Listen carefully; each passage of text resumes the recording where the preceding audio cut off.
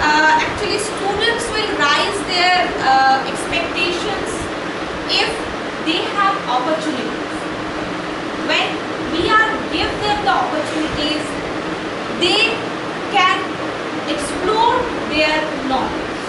It is our duty to give them chance.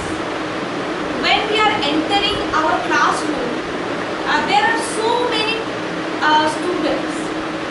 Some are very good in studies, some are very good in their behaviors. So we can say there is a full of colorful flowers together in the classroom where we interact every day. So we need our first preference should be we have to flourish them all. And in our learning process, assessment is a very tough method. We cannot assess particular students by their results, but every time we do this. So in learning process, assessment is part of learning, but it is difficult to identify actual problem. Here I mentioned that in inclusive classroom, learners with special education needs, that is ACN. Special education needs, it is included in every classroom. We have to find out that each students have their some rare problems, somebody have similar problems, but we cannot focus on it. We enter in the classroom and take the class, spend 40 or 35 minutes and doing only things related to our syllabus. Because we are very much focused on our syllabus, that we have some burdens to completing our duties, completing our syllabus, because we are the exam oriented. The main purpose of that is only exam oriented. We don't think our students need what they actually want from us. Apart from the education, they need more in every subject, not only the English. In every subject, students need more from the teachers. And in inclusive classroom, as I mentioned here, that there are so many different types of problems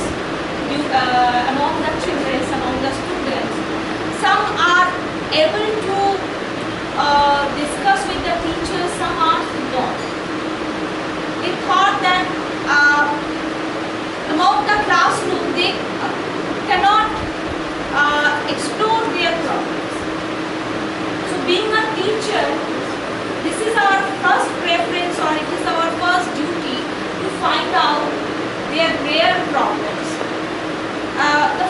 Now the question arises here, how do we know if a learner has a ACN? That means special education need. In your classroom there are 40 students, 35 students or 30 students. How do you find them? There is some rare problem among your students. First of all, it is not our duty to find some special needs. We are not doctors, we are not psychologists. But remember, we are the teachers. So it is our duty to find out what they want.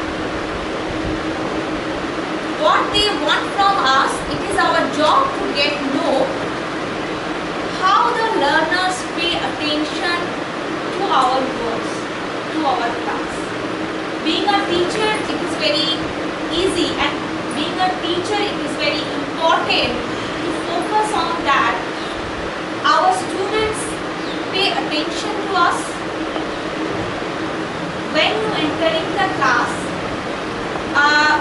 always enter your class with a big smile. Being a teacher, I think it is our first priority. So whenever we entering our class, our students are waiting for us, waiting for our class. Somebody are waiting for their favorite teachers. So if we are not happy at that moment for some reason, if you have so many pressure or workload, but still when you entering your classroom, you think that your students are waiting from since morning, and they want your class, they want your presence. With them, we have to focus very much that we should learn each and everybody's problem. Though it is not possible for a 40 minutes class or 35 minutes class, it is very difficult, but we have to try. When we enter in the class, we have very much rush that we have to complete today's noun. Being an English teacher, I have to say that I have very much rush that I have to complete this poem or that story or that grammatical portion. But I cannot decide of the learning. Being a student, we cannot discuss with them. We don't want to them what they need. And it would be a rather boring class when only you give the lectures and explanation. It would be boring. So if we add something interesting, what should we do? First, we include in our class. Is very important. We change our pattern of teaching. Is also very important. Sometimes you have to feel their thought. You give them a project work. Being an English teacher, it is very important when we study any poem, when we study any story, we can give them a task for role play. We divide them in a group, give them a 3D model for a project, more enjoying to the students. If they are enjoying their studies, they learn it. First of all, they learn it, and if they have some problem, they can come with you. They can come up with you, and they also discuss with their problem.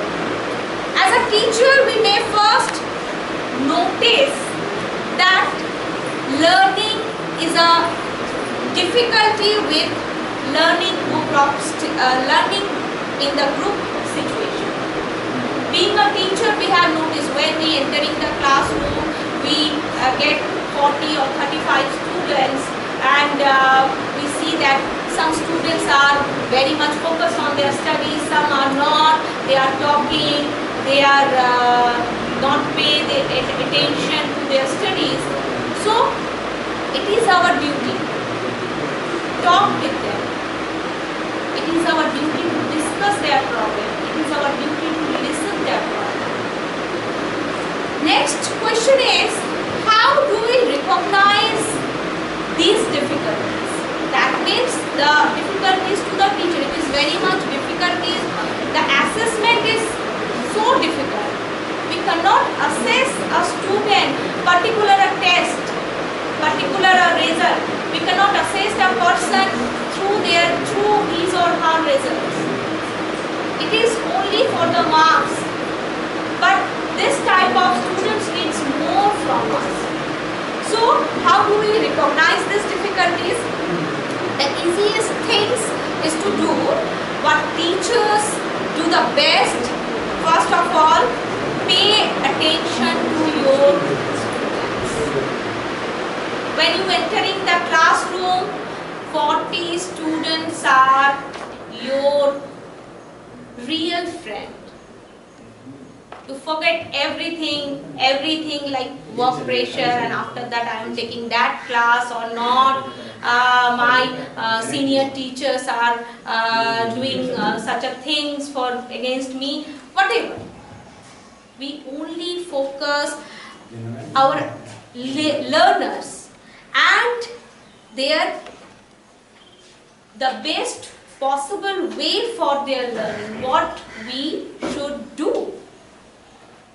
In a particular look, we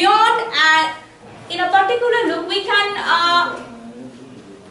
find out the problems that in our classroom, so many students behave with their teachers very badly, very rudely manner. Sometimes they misbehave their students. It is the first thing, that is the problem. And they need some special educational needs. We can find out that is the problem for the students, and there is some learning difficulties. So there are some signs of learning difficulties is here. The first is not following or understanding instructions. In your classroom, we get 42 students, and in 40 students, 20 students are listen you very carefully, and rest of the 20 students are not follow your instructions. Excuse me. So it is being a teacher, and it is also the sign of learning difficulties. Maybe they have some difficulties to understand you. May have some difficulties because they do not want to focus on their studies. May have they don't understand what you want to say. So first we have to focus on them. How many students are not following your instructions? To focus on them. Those who are follows the instruction, it is very easy to teach them, because they are obedient and they follows whatever you say and what you instruct in your classroom. But it is very difficult for these type of students who are not following your instructions. Number 2, not focus their work. Sometimes we give them some work, maybe some homework or maybe some project work. Some students are very curious on that matter. They do it on a single day. But some students are not like that. They delay.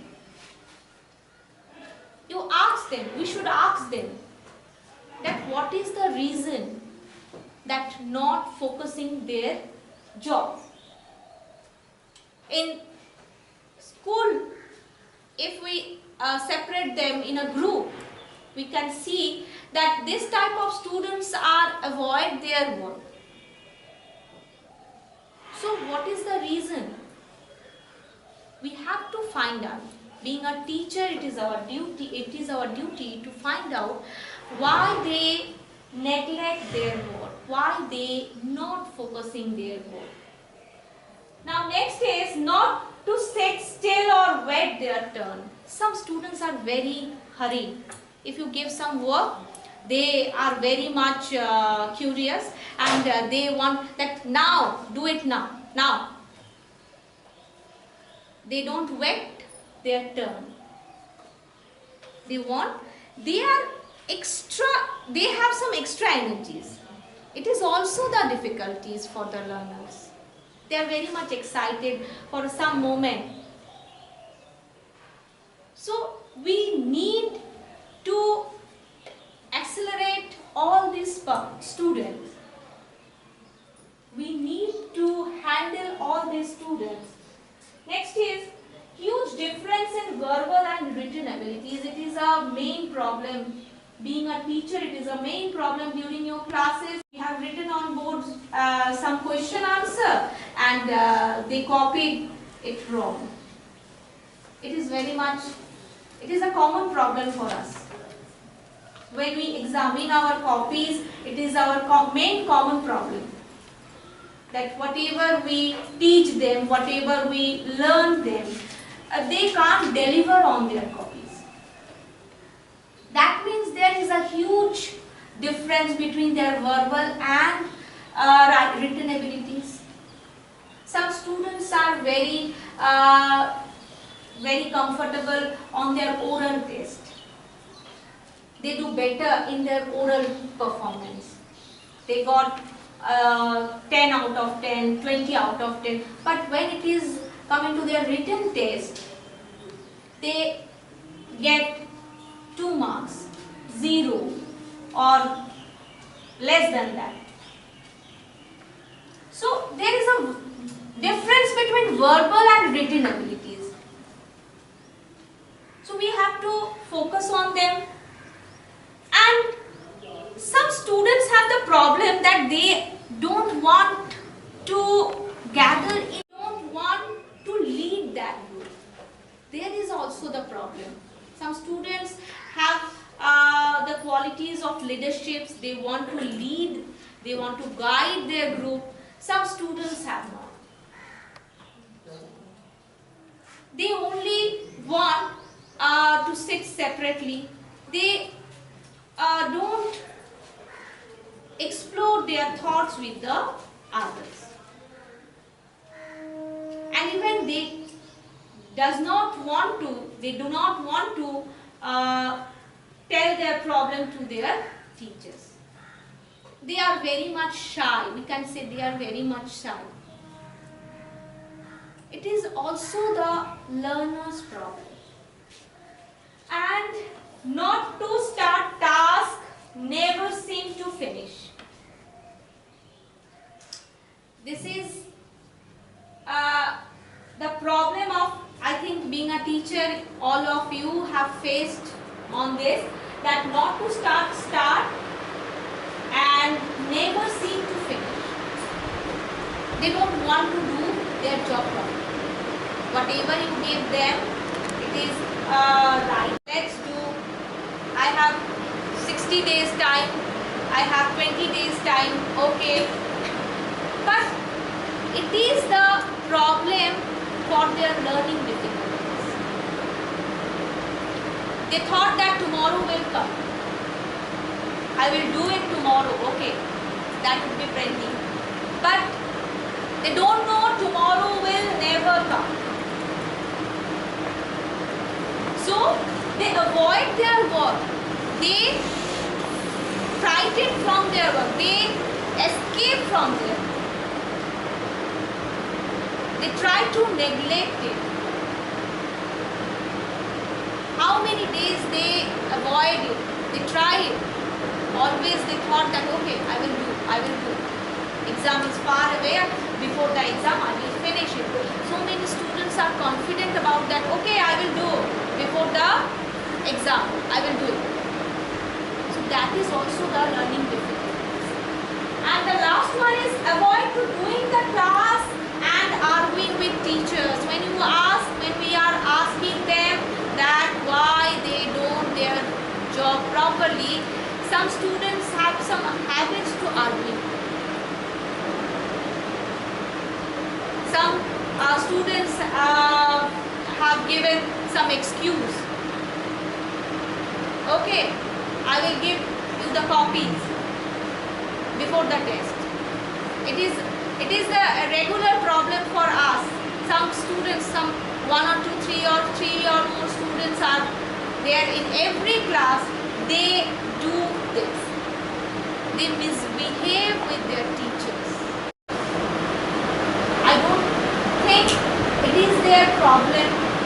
They think that okay, I do it, but it is their difficulties.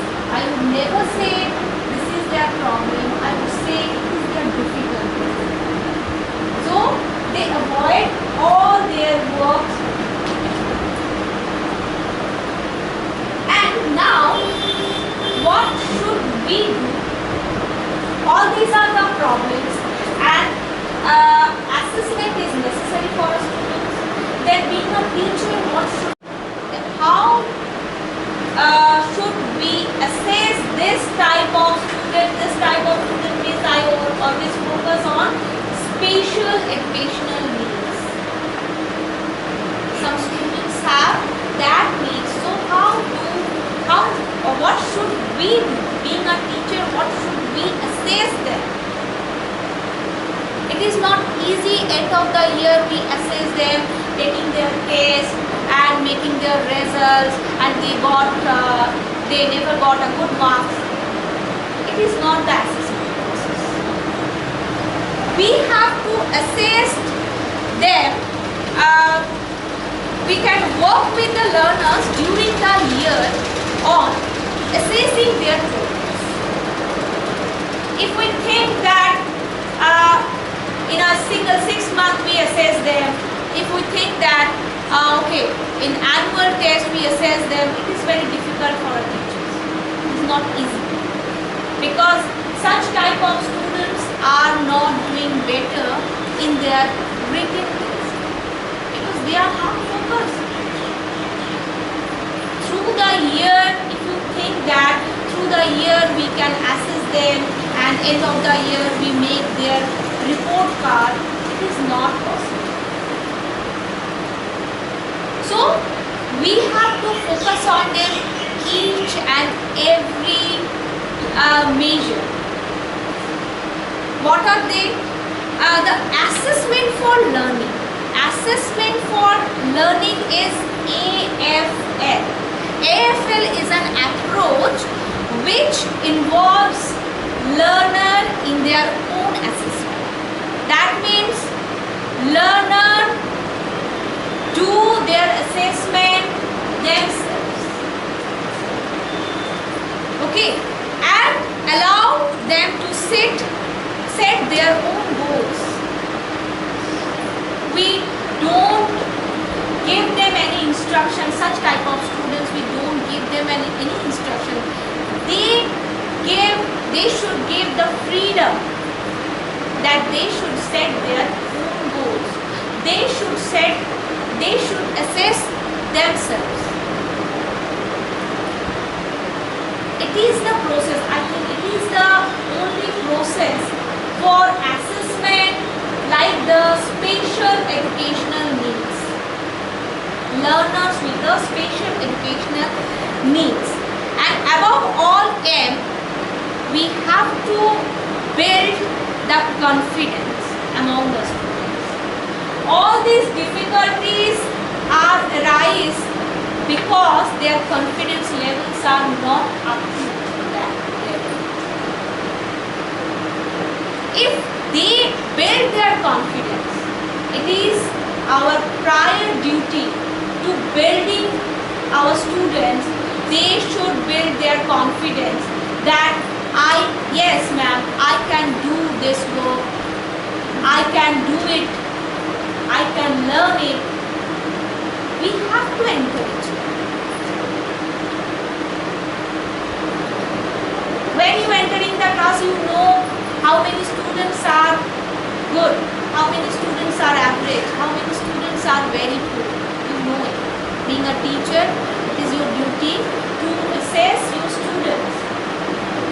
We mainly generally assess our students due to the marks. But those students who are not focusing their studies, you know them very well. So now we can do what should we do? We talk with them, we encourage them, don't demotivate them. Sometimes we are very angry, and sometimes we rebuke our student that okay, you don't do this. Never.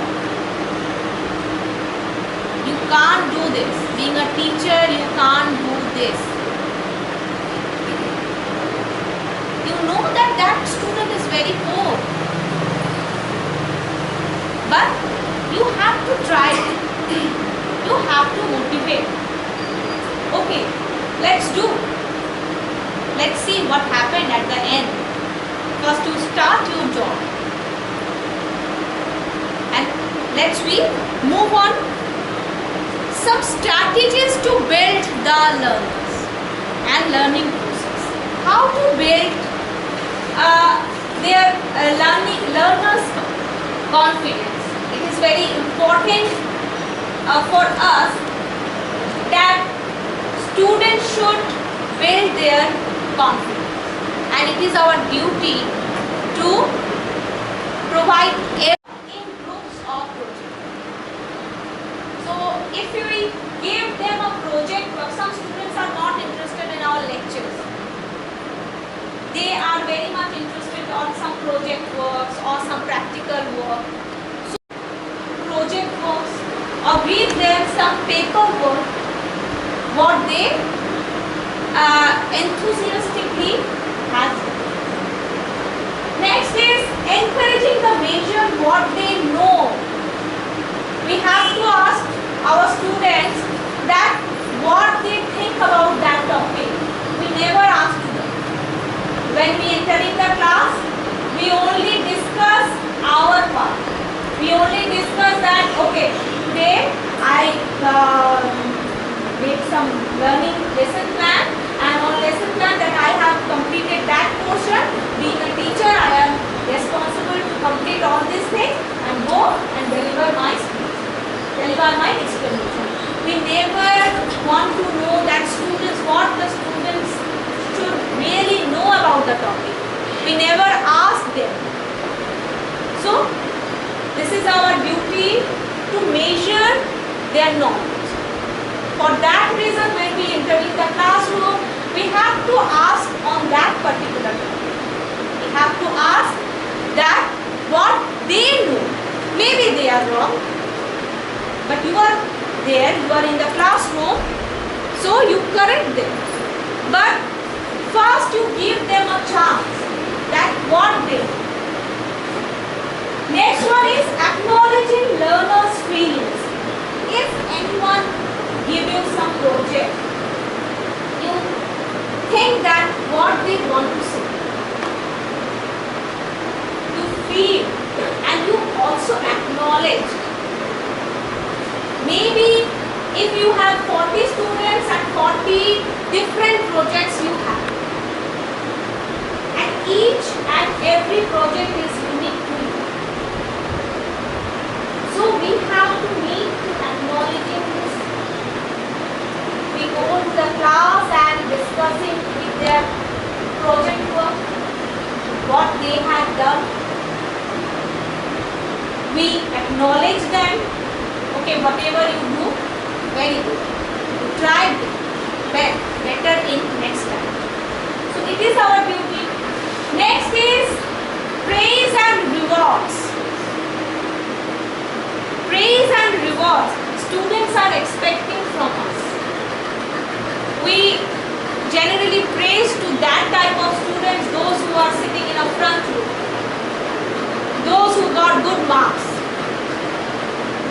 wrong.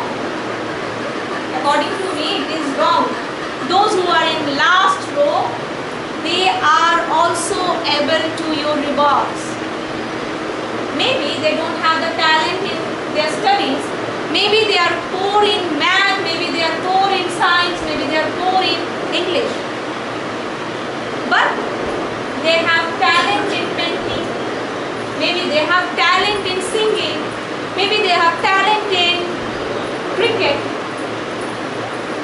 Maybe they have talents to take some responsibilities. Some group of students are very responsible.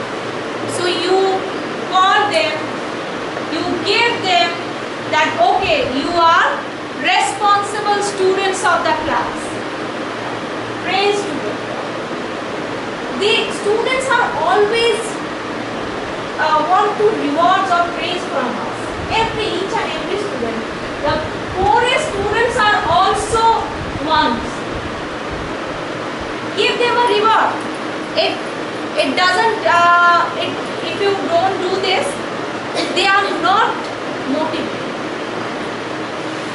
For that praise and rewards, you don't need any chocolates or any gift. No. Only the verbal expression is more than this. You praise them, more responsible student. You praise them for good behavior. You praise them for most helpful students. That they encourage. Always reward doesn't give for the good marks. But we always praise our first row student for their studies, for their good marks. But in last row, some students are better than them. Apart from the studies, we can say that they are better from the problem. And the last one is not to demotivate. It is very important. Being a teacher, you are not to rebuke your students. When you entering the class, some students are doing your homework that you gave a good or remarks. Some students are not. That doesn't mean you rebuke them. You tell them, okay, get out from the classroom. No, never. But generally we do this. Being a teacher, it is sometimes we are not more patient, so we give them some punishment. Punishment is needed to handle all the 40 students or 35 students. Sometimes we need to give them punishment, but not a physical punishment. I am requesting all my colleagues, those who are teaching in primary section and upper section and higher section also, please don't give your students physical punishment. It is my request to you. To give them punishment, it is your duty. To tell them but that doesn't mean in your class you rebuke them. You don't have the right to scold them. That okay, you don't do this. You sit down. No. We should give them opportunity. What they do, we need to find out that what they do. I know what I can do, but in students aspect we have to think that what should student do. So don't demotivate our students. It is the first and foremost thing. Being a teacher, always encourage your students and remind them all times we are only assuming a certain type of word. Okay, not the whole person. In assessment process, we cannot judge a whole person. Certain part of work we judge. Being an English teacher, I only judge the English paper. I don't know, this student may improve his or her science class. We don't know. So, as a whole, we cannot judge a person. If a student get a very poor marks, we cannot judge them in future. He don't do anything. We can't judge. Maybe in future that student is in very high rank in his position, in his or her position. So, in a final thought, we must say that learner is more than their marks.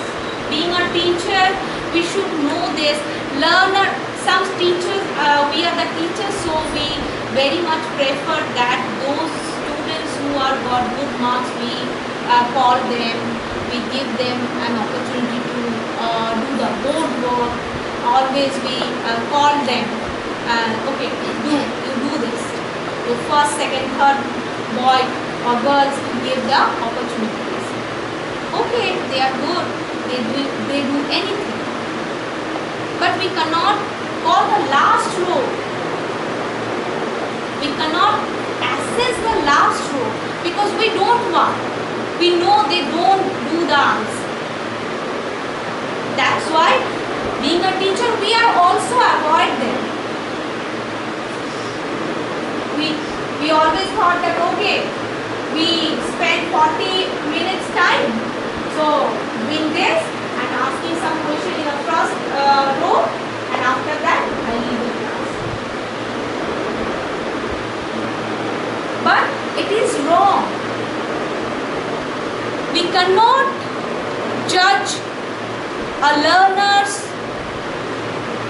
by their results. We cannot judge a particular students with their marks. Assessment process, marks is the important for the assessment process because the system of the education is assessment oriented. So it is needed to give them a good marks. But only the marking system is not a particular judgment for a student. All over, all around, we should judge a student in an all around way. So, as we remember that the 6-year-old boy who was sent, it was a story, I think everybody is in the present over there, everybody knew that story, that a 6-year-old boy was sent home from school with a note and said that this boy is too stupid to learn. And in future, that boy was become Thomas Edison. So only the result is not the way to judge or way to assess a particular student. Maybe your students get a poor marks in your class. Maybe in frequent year they fail, he or she failed. But we can't judge that this student is finished. He don't do anything in future. Maybe he or she have some problems, have some difficulties including the learners aspects. So being a teacher, we are the responsible for everything to find out all the difficulties, to find how to give them a right way, how to give them a chance. So being a teacher, we have to give the opportunity for each and every student. If they try their own, I think they learn only the bookish words, only the bookish explanations are not enough for the learners with special needs. In inclusive assessment process, it is the problem of the teachers that we cannot judge such a type of a student. We have to judge the good students through their marks. Overall marks, we can judge them. But the learners with special education needs, we can't judge them through their assessment process. So apart from the assessment, what we do, we give them, as we say before that, we engage them in a project. We assess them through their project work, through their practical work, through their field work. How these students are involved, how these students are very much encouraged, how these students are doing their job. When we give them the project, being a teacher, being every subject teacher, we give them a project, we see the differences. As I said that inclusive classrooms is a garden, like a garden, where you can find so many flowers in a different colors. So when we judge their project, we see the differences of their thoughts, differences of their way of writing, differences of their projections. So we judge them on that way. If anybody has any queries, please ask me. I tried my level best to give them an answer.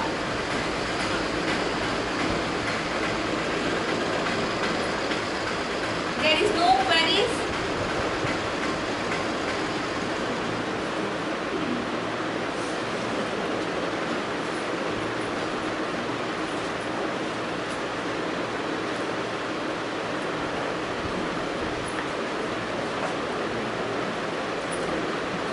Okay, let's move on to the next part. It is only the teacher only. We can't say that the inclusive assessment is only for the teacher only. There is no function of the student.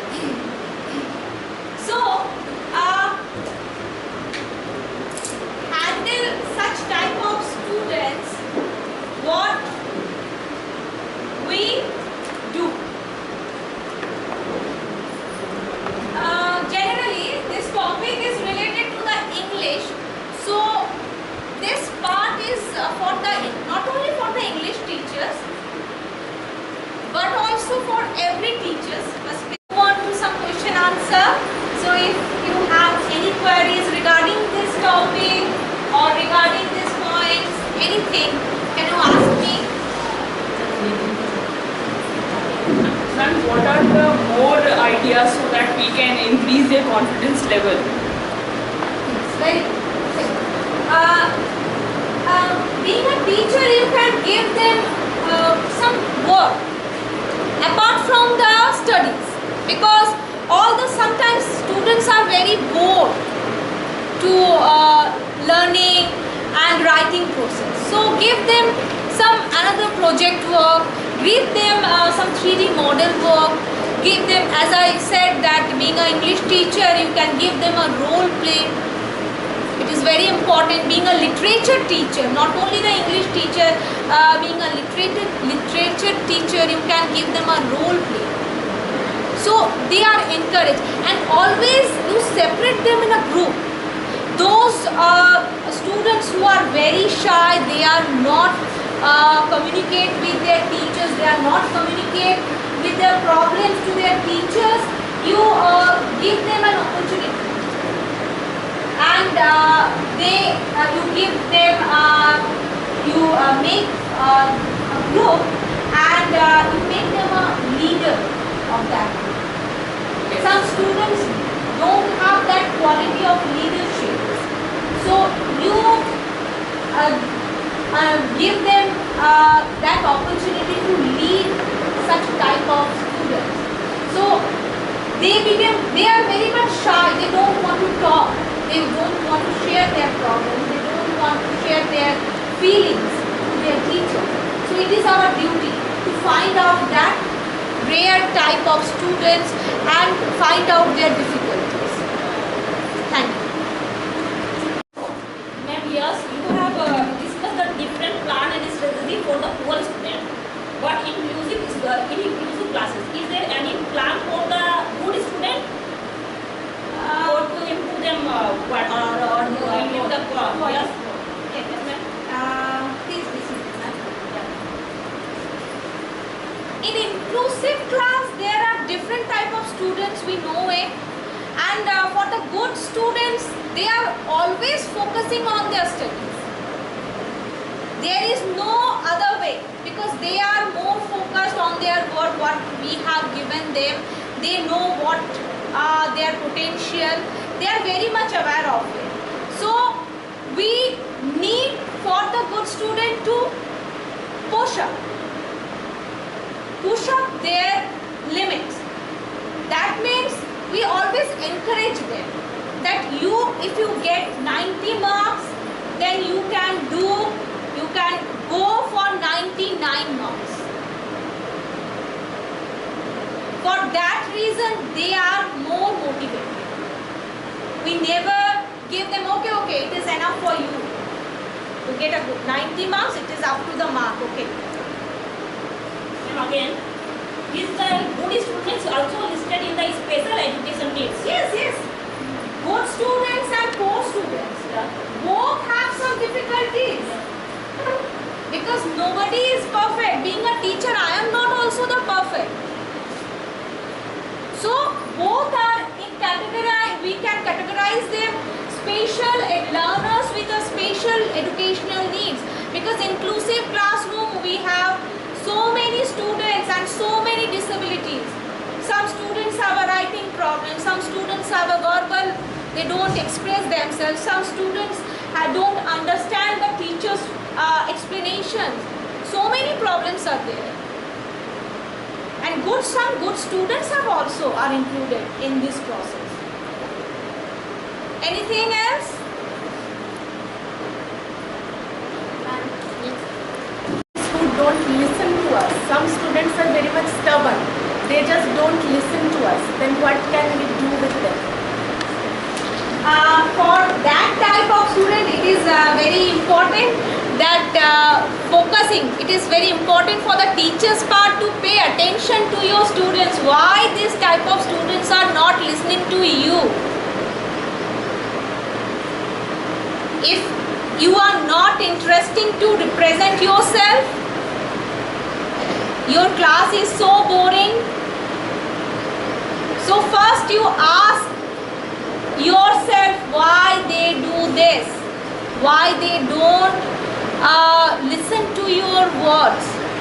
You ask them, you can separate them, you can make a group and give them an opportunity to lead that group. And always in every time you give them some work, you ask them to give the answer. Generally, it is our habit to ask first row student for taking some answers, because we have some belief that they know everything. We don't want to ask our last row student, because we have some myth, maybe it is myth, we have some myth that okay, their answer is not proper, maybe their answer.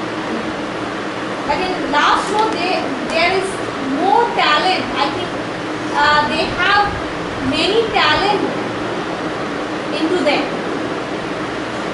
So always give the opportunity to the students. We should make them confident that they can do everything. We never demoralize them that okay, you don't do this, you don't do that. We build their confidence. We should build their confidence. Being a teacher, we encourage, always encouraging your student. Maybe he or she is very poor in the class. He or she may not get good marks in the class. But okay, let's move on. Maybe in this exam he or she doesn't get a good marks. Next exam she or he will improve herself or himself. So encouragement is the key to build or to raise their confidence. So I think all of you enjoy this session of the topic of inclusive assessment of English. Yes. Okay. So this is a wonderful session altogether here, and we are ending this session. So thank you for cooperating